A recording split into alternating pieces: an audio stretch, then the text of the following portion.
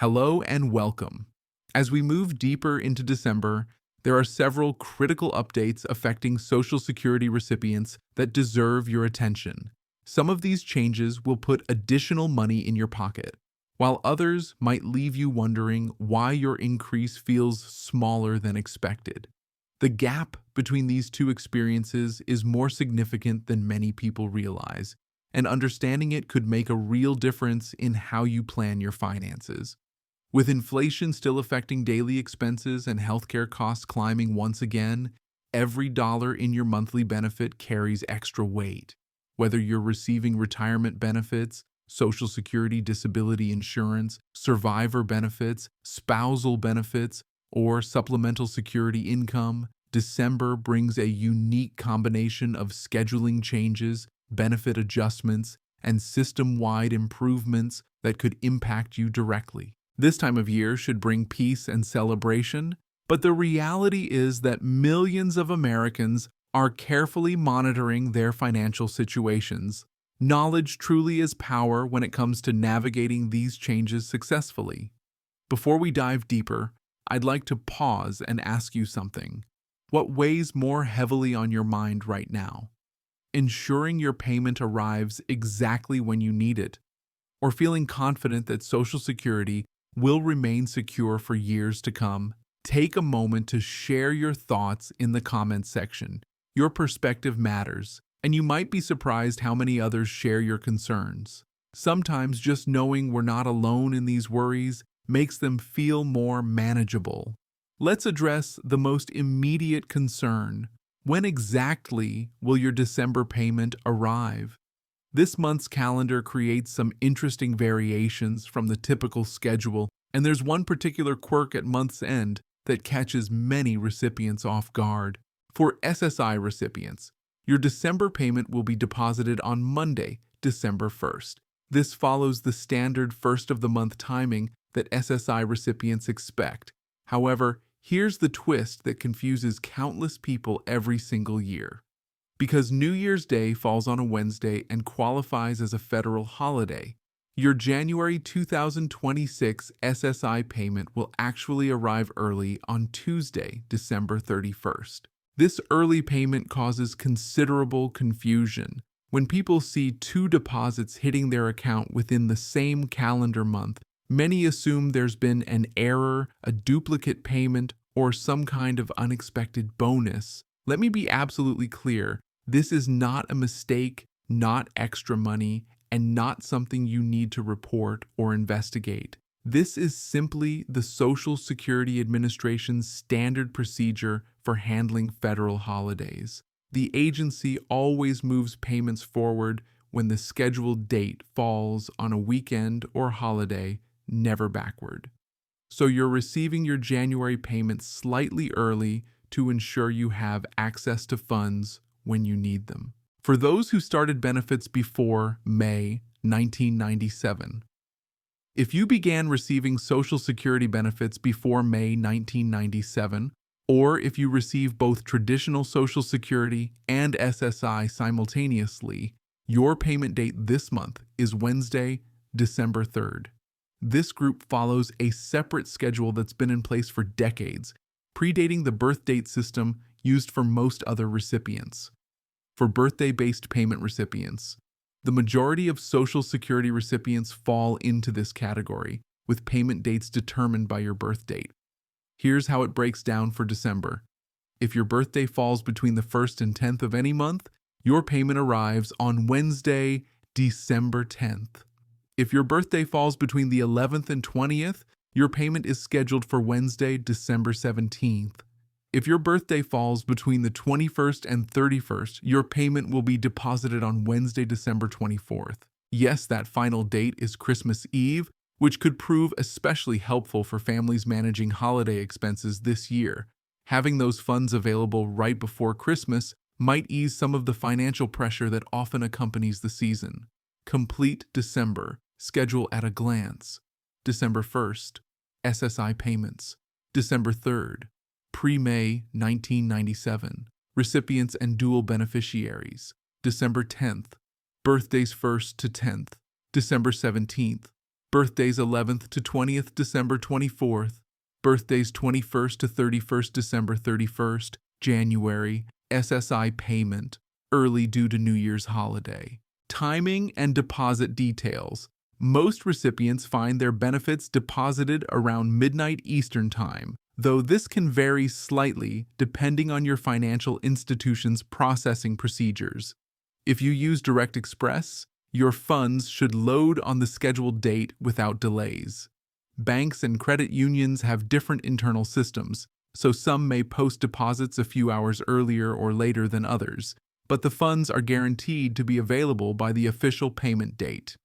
December also represents a pivotal month for benefit amounts, because this is when one major annual adjustment begins taking effect. SSI recipients will see the new 2026 cost of living adjustment reflected in their December 31st payment, while all other Social Security beneficiaries will see the COLA increase starting with their January 2026 payment. This staggered implementation means SSI recipients get their increase about a month earlier than everyone else. Now let's tackle the cost of living adjustment for 2026, because this is where the conversation becomes more nuanced than most headlines suggest. The official COLA has been set at 2.8%, which translates to approximately $56 more per month for the average retiree. On the surface, this seems like positive news, a modest but meaningful boost that's slightly higher than some recent years. But here's the complication that often gets buried in the fine print. Medicare Part B premiums are rising substantially, and for many recipients, this increase will consume most or all of their COLA benefit. The Medicare premium reality. Medicare Part B premiums will jump to $185 in 2026, representing an increase of nearly $10 from the previous year. This is one of the steepest premium increases we've witnessed in recent memory, and it's creating a significant squeeze on fixed incomes. Let me illustrate with a concrete example. Consider someone receiving $600 per month in Social Security benefits. The 2.8% COLA would add approximately $16.80 to their monthly check. However, the Medicare premium increase of nearly $10 means that more than half of their raise immediately disappears. By the time you factor in even modest increases in supplemental insurance, prescription costs, or other healthcare expenses, the net gain might be negligible or even negative in real purchasing power. For recipients with even smaller monthly benefits, the situation becomes more stark. The entire COLA increase can be completely offset by Medicare costs alone, leaving them in essentially the same financial position as before, despite the supposed raise. The hold harmless protection. There is one critical safeguard that prevents this situation from being even worse. It's called the hold harmless provision, and it protects the majority of Social Security recipients from having their actual benefit check reduced by Medicare premium increases. Essentially, if your Medicare premium increase would exceed your COLA increase, your premium is capped, so your net Social Security payment doesn't decrease from the previous year. However, this protection has important limitations. It doesn't apply to new Medicare enrollees, people who don't have Medicare premiums deducted from their Social Security check, or higher income beneficiaries who pay income-related monthly adjustment amounts. If you fall into any of these categories, you could actually see your net payment decrease despite the COLA. This is why many recipients feel frustrated when they hear about a COLA increase but don't experience meaningful financial relief. The numbers on paper don't always translate to improved purchasing power in real life, especially when healthcare costs continue rising faster than the inflation measures used to calculate COLA. While we're discussing challenges, it's equally important to recognize that December also marks the conclusion of a year of significant progress within the Social Security Administration itself. If you felt frustrated by long wait times, system outages, or slow processing in the past, you'll want to hear about the improvements that have been implemented. Online portal accessibility. Earlier in the year, the Social Security Administration's online portal was experiencing serious reliability problems, going offline for nearly 29 hours per week on average. This created enormous frustration for people trying to update their information, download benefit verification letters, submit appeals, or manage their accounts. As of now, the system has been upgraded to provide 24/7 access, with dramatically fewer disruptions. Millions of Americans depend on this portal for essential tasks, and having consistent, reliable access represents a fundamental improvement in service delivery. Reduced phone wait times. If you've ever called Social Security and spent half an hour on hold, you'll appreciate this change. Average phone wait times have dropped from 28 minutes down to approximately 15 minutes. Additionally, about 90% of calls are now being resolved through improved self-service tools or scheduled callback systems, which means you don't have to sit on hold, maintaining your place in line. You can request a callback and go about your day until an agent is available to assist you. In-person service improvements. For those who prefer or need face-to-face assistance, office wait times have also decreased significantly. Visitors with scheduled appointments now wait an average of just 6 minutes, a remarkable improvement that respects people's time and reduces the stress of visiting a federal office. Despite the numerous challenges the Social Security Administration has faced, including staffing constraints and outdated technology infrastructure, these improvements demonstrate that progress is possible and happening. The system is functioning more efficiently than it has in years, and that's genuinely positive news as we move into 2026. Another significant development this year involved a controversial proposed rule change that sent shockwaves through the disability community. Earlier in the year, the Social Security Administration had been considering a modification to disability evaluation criteria that would have reduced the weight given to age when determining eligibility. Disability advocacy organizations immediately raised alarms about this proposal. Their analysis suggested that by diminishing the importance of age as a factor, hundreds of thousands of workers over age 50 could find it substantially harder to qualify for disability benefits they legitimately needed. Some analysts projected that as many as 750,000 people over the next decade might have been negatively affected by this rule change. The concern was particularly acute for older workers with limited transferable skills or significant physical limitations. For someone who has spent decades in physically demanding work, age legitimately affects their ability to retrain for different employment. The proposed rule seemed to discount this reality. The good news is that Social Security Commissioner Martin O'Malley officially confirmed that this rule will not be moving forward. The proposal has been completely withdrawn. Disability advocates have called this reversal a major victory for fairness and common sense. More importantly, it has prevented what would have been widespread panic and hardship among older workers who depend on the disability program as a crucial safety net. The rumors and uncertainty surrounding this proposal had already caused considerable anxiety within the disability community. Many older workers were terrified they'd be forced into early retirement with permanently reduced benefits rather than being able to access disability support when they truly needed it. The official reversal provides concrete relief and removes that cloud of uncertainty as we head into the new year. There's another development that hasn't received as much attention as it deserves, a new tax provision that takes effect this year and could reduce your tax burden when you file your 2026 return. Congress has approved a new $6,000 senior tax deduction specifically for taxpayers aged 65 and older. This deduction is designed to help reduce how much of your Social Security income is subject to federal taxation potentially saving you significant money. However, there are important details to understand. This deduction is not universal for all seniors. It begins phasing out at $75,000 in annual income for individual filers and $150,000 for married couples filing jointly. At higher income levels, the deduction disappears entirely. For middle-income seniors, though, this could represent meaningful tax savings.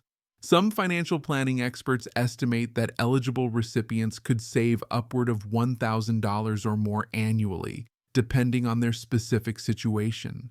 This might be an excellent time to consult with a tax professional or financial advisor to understand how this new deduction applies to your circumstances. In some cases, strategically adjusting how you take income from various sources, managing required minimum distributions from retirement accounts, or timing certain deductions could maximize your benefit from this new provision. Tax planning isn't the most exciting topic for most people, but paying attention to these details can result in noticeably more money staying in your pocket. Given rising costs across the board, every opportunity to reduce your tax burden deserves consideration. Even with all the positive developments we've discussed, it's crucial to acknowledge that long-term Social Security funding remains a significant concern that requires congressional attention. The latest projections from the Social Security trustees indicate that the Retirement and Survivor Trust Fund could face depletion by late 2032 or early 2033 if no legislative action is taken. This is an important distinction to understand. Depletion doesn't mean the program disappears or that benefits stop entirely. What it means is that the trust fund reserves would be exhausted and the program would only be able to pay out what it collects in payroll taxes each year. Under that scenario, current projections suggest benefits could be reduced by approximately 20 to 23% across the board. That's not a catastrophic collapse, but it would represent a substantial cut that would significantly impact millions of Americans who depend on these benefits for their basic living expenses. Various proposals have been floated to address this challenge, raising the taxable income cap. Currently, Social Security payroll taxes only apply to earnings up to a certain threshold, $168,600 in 2024. Some lawmakers propose raising or eliminating this cap, which would increase revenue by taxing higher earners on more of their income. Adjusting the retirement age. Another proposal involves gradually raising the full retirement age beyond the current 67 for younger workers. Proponents argue this reflects increasing life expectancy, while critics point out it disproportionately affects workers in physically demanding occupations. Modifying payroll tax rates. Some suggest slightly increasing the payroll tax rate for both workers and employers to shore up the trust fund without making dramatic structural changes. Benefit formula adjustments. Other proposals involve modifying how benefits are calculated, potentially reducing benefits for higher earners while protecting lower-income recipients. No consensus has emerged yet, and these remain hotly debated issues. What's certain is that Congress will eventually need to act, as they have in past decades when Social Security faced funding challenges. The question is not whether changes will happen, but what form those changes will take and when they'll be implemented. December represents an excellent opportunity to step back and assess your own financial situation as we transition into a new year. With the COLA adjustment arriving, Medicare costs rising, tax rules shifting, and various other factors in flux, it's easy to feel overwhelmed by all the moving pieces. But here's my suggestion. Take just a small amount of time now to review your situation and make sure you feel grounded and prepared for what's ahead. Review your budget. Look at your actual monthly expenses versus your expected income with the new COLA. Be realistic about what's changing and whether adjustments are needed in your spending patterns. Check your Medicare coverage. With premium increases, now is a good time to review whether your current Medicare plan still makes sense or whether alternative options might serve you better during the next enrollment period. Verify your tax situation. If you're over 65, explore whether that new tax deduction could benefit you and what steps you might take to optimize your tax position. Update your direct deposit information. Make sure the Social Security Administration has your current banking information to avoid any payment delays or issues. Monitor your My Social Security account. Log into your online account and verify that all your information is accurate and up to date. Taking these proactive steps can help you feel more in control and less anxious about the future. Financial security isn't just about the dollar amounts, it's also about the peace of mind that comes from knowing you understand your situation and have a plan. As we close out December and prepare for the new year, it's worth taking stock of where things stand. Your benefits will continue arriving on schedule. The Social Security Administration has made genuine improvements in service and accessibility. Potentially harmful policy changes have been stopped. The 2026 COLA is locked in and will begin appearing in your payments. Yes, challenges remain. Healthcare costs are rising faster than many would like. Long-term funding questions still need congressional attention. Not everyone will feel the full benefit of the COLA increase, but the system continues functioning, and in many ways, it's functioning better than it has in recent years. Now, I'm genuinely curious about your perspective. As we move into 2026, how confident do you feel about the future of Social Security? Do these updates and improvements give you greater peace of mind, or do concerns about long-term stability still weigh heavily on your thoughts? Your voice and your experience matter enormously, both to me and to the community of people who watch and read and share their own struggles and victories. Please take a moment to share your thoughts in the comments. Your insights help others feel less isolated in their concerns and more connected to a community of people navigating these same challenges. If this information has been helpful to you, please consider liking this content so it reaches more people who might benefit from understanding these changes. And make sure you're subscribed or following along because 2026 will bring additional important updates, and I'll be here to help you make sense of them as they develop. Thank you so much for taking the time to learn about these updates today. Stay informed, take care of yourself, and I'll see you again soon with more information to help you navigate your Social Security benefits with confidence.